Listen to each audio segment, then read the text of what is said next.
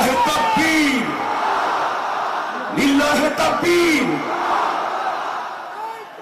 মিজান ভাইয়ের আগমন, শুভেচ্ছা স্বাগতম। মিজান ভাইয়ের আগমন, লিল্লাহে তাকবীর, লিল্লাহে তাকবীর।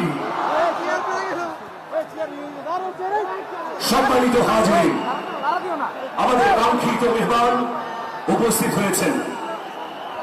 সকাল থেকে অধীর অপেক্ষায় যারা শীতে কষ্ট করেছেন, কুয়াশায় ভিজেছেন, তাদের প্রতীক্ষার অবসান হয়েছে।